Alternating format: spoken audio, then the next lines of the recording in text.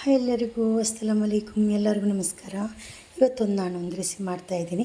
Pineapple ಕಡಿ ಅಂತ. Pineapple ಕಡಿ ಮತ್ತು ಪೈನಾಪಲ್ ಗಟ್ಟಿ ಅಂತಲೂ ಹೇಳ್ಬೋದು, ಆ ಥರನೇ ಇರುತ್ತೆ ಇದು. ಒಂದು ಪೈನಾಪಲ್ ತೊಗೊಂಡಿದ್ದೀನಿ. ಇದನ್ನು ಅರ್ಧ ಕಟ್ ಮಾಡಿ ಜ್ಯೂಸ್ ತೆಗಿಲಿಕ್ಕೆ ಉಂಟು, ಕಟ್ ಮಾಡುವ.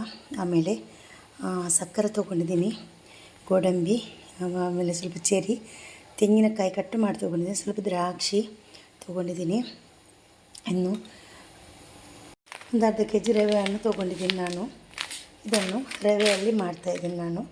ಇದನ್ನು ಮೊದಲಿಗೆ ನಾನು ರವೆಯನ್ನು ಇದನ್ನು ತೆಂಗಿನಕಾಯಿ ಮತ್ತು ಗೋಡಂಬಿಯನ್ನು ಫ್ರೈ ಮಾಡಲಿಕ್ಕುಂಟು. ಆಮೇಲೆ ರವೆ ಕೂಡ ಸ್ವಲ್ಪ ಫ್ರೈ ಮಾಡಿ ಹಾಕ್ಲಿಕ್ಕುಂಟು. ಇದನ್ನು ಸ್ವಲ್ಪ ಜ್ಯೂಸ್ ತೆಗೆದು ಆಮೇಲೆ ತೋರಿಸ್ತೀನಿ. ಮೊದಲಿಗೆ ಸ್ವಲ್ಪ ತುಪ್ಪ ಹಾಕಿದ್ದೀನಿ, ಸ್ವಲ್ಪ ತುಪ್ಪ ಹಾಕಿದ್ದೀನಿ. ಸ್ವಲ್ಪ ಚೆನ್ನಾಗಿ ಕಾಟಿದ್ರೆ ತೆಂಗಿನಕಾಯಿ ಹಾಕ್ಕೊಂಡು ಫ್ರೈ ಮಾಡುವ. ಚೆನ್ನಾಗಿ ಫ್ರೈ ಆಗಬೇಕಿದು. ಅದೇ ಇದು ಫ್ರೈ ಆಗಿದೆ, ಇದನ್ನು ತೆಗಿಬೇಕು. ಇದಕ್ಕೆ ಸ್ವಲ್ಪ ಗೋಡಂಬಿಯನ್ನು ಹಾಕಿಬಿಟ್ಟು ಇದನ್ನು ಕೂಡ ಸ್ವಲ್ಪ ಫ್ರೈ ಮಾಡಿ ತೆಗೆಯುವ. ಸ್ವಲ್ಪ ಹೊತ್ತು ಫ್ರೈ ಆಗಲಿದ್ದು. ಗ್ಯಾಸನ್ನು ಆಫ್ ಮಾಡಿದ್ದೀನಿ, ನಾನು ತೆಗಿತಾ ಇದ್ದೀನಿ. ಇದನ್ನು ಅರ್ಧ ಕೆಜಿ ರವೆಯನ್ನು ಹಾಕಿದ್ದೀನಿ ನಾನು. ಇದನ್ನು ಸ್ವಲ್ಪ ಹೊತ್ತು ಫ್ರೈ ಮಾಡುವ. ನಿಮಗೆ ಎಷ್ಟು ಜನ ಇದ್ದರೆ ನೋಡಿಕೊಂಡು ನೀವು ರವೆಯನ್ನು ಹಾಕಬೇಕು. ನನಗೆ ಅರ್ಧ ಕೆಜಿ ಸಾಕಾಗುತ್ತೆ. ಇದನ್ನು ಚೆನ್ನಾಗಿ ಸ್ವಲ್ಪ ಹೊತ್ತು ಫ್ರೈ ಮಾಡುವ. ಒಂದು 10 ನಿಮಿಷವನ್ನು ಫ್ರೈ ಮಾಡಿದ್ದೀನಿ. ಗ್ಯಾಸನ್ನು ಆಫ್ ಮಾಡಿದ್ದೀನಿ. ಇದನ್ನು ಸ್ವಲ್ಪ ಇನ್ನೂ ತಣ್ಣಗಾಗಲಿ. ಇದೊಂದು ಪಾತ್ರೆಗೆ ಹಾಕಿದ್ದೀನಿ. ಪೈನಾಪಲ್ ಜ್ಯೂಸನ್ನು ಇದಕ್ಕೆ ಹಾಕ್ತಾಯಿದ್ದೀನಿ. ಎಲ್ಲವನ್ನು ಹಾಕ್ತಾಯಿದ್ದೀನಿ. ಬಿಟ್ಟು ಮಿಕ್ಸ್ ಮಾಡುವ.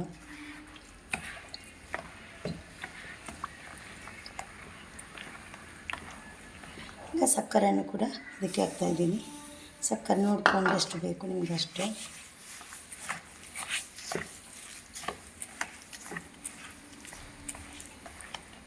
ಈಗ ಪೈನಾಪಲ್ ಸ್ವಲ್ಪ ಕಟ್ ಮಾಡಿ ಕೂಡ ಇದಕ್ಕೆ ಹಾಕ್ತಾಯಿದ್ದೀನಿ, ಫ್ಲೇವರ್ ಚೆನ್ನಾಗಿ ಬರಲಿಕ್ಕೆ. ಫ್ರೈ ಮಾಡಿಟ್ಟ ತೆಂಗಿನಕಾಯಿಯನ್ನು ಕೂಡ ತೆಂಗಿನಕಾಯಿ ಮತ್ತು ಗೋಡಂಬಿ ಇದರಲ್ಲಿ ಹಾಕಿದ್ದೀನಿ. ಮಿಕ್ಸ್ ಮಾಡಿಬಿಟ್ಟು ಒಂದು 10 ನಿಮಿಷ ಇರಲಿದ್ದು. ಚೆನ್ನಾಗಿ ಮಿಕ್ಸ್ ಮಾಡಿದ್ದೀನಿ. ಇನ್ನೊಂದು 10 ನಿಮಿಷ ಇರಲಿದ್ದು. ಇದು ಕೂಡ ಚೆರಿ ಕೂಡ ಹಾಕಿದ್ದೀನಿ, ದ್ರಾಕ್ಷಿ ಹಾಕಿದ್ದೀನಿ, ಸ್ವಲ್ಪ ರುಚಿಗೆ ಉಪ್ಪು ಕೂಡ ಹಾಕಿದ್ದೀನಿ. ಉಪ್ಪು ಹಾಕಬೇಕು. ಇನ್ನೂ ಒಂದು 10 ನಿಮಿಷ ಬಿಟ್ಟು ನೋಡುವ. ನೋಡಿ, ಈ ಥರ ಎಲೆ ತೊಗೊಂಡಿದ್ದೀನಿ. ತೆಕ್ಕಿ ಎಲೆ, ಬಾಳೆ ಎಲೆ ಕೂಡ ಎಲೆಯಲ್ಲಿ ಕೂಡ ಮಾಡ್ಬೋದು. ಆ ತೆಕ್ಕಿ ಎಲೆಯಲ್ಲಿ ಮಾಡ್ತಾಯಿದ್ದೀನಿ. ಅಂದರೆ ಸಾಗುಡಿ ಇನ್ನೂ ಥರದಿತ್ತು. ನಾವು ತೆಕ್ಕಿ ಎಲೆ ಅಂತ ಹೇಳೋದು ಮ್ಯಾಂಗ್ಳೂರು. ನೋಡಿ ತೊಗೊಂಡಿದ್ದೀನಿ. ಇನ್ನು ಇದನ್ನು ಹಾಕೋಕ್ಕೆ ಎಲೆಗೆ ಚೆನ್ನಾಗಿ ಮಾಡಿಸ್ಬೇಕು ಎರಡು ಕಡೆಯೂ.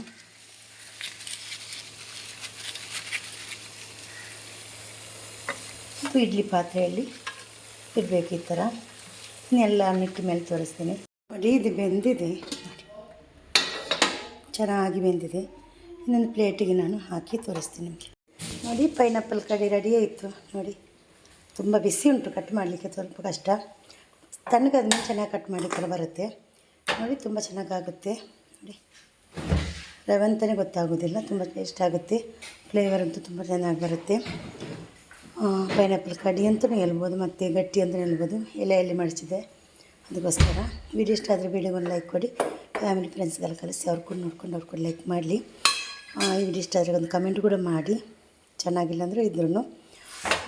Thank you. Take care. ಅಸ್ಸಲಾಮು ಅಲೈಕುಮ್.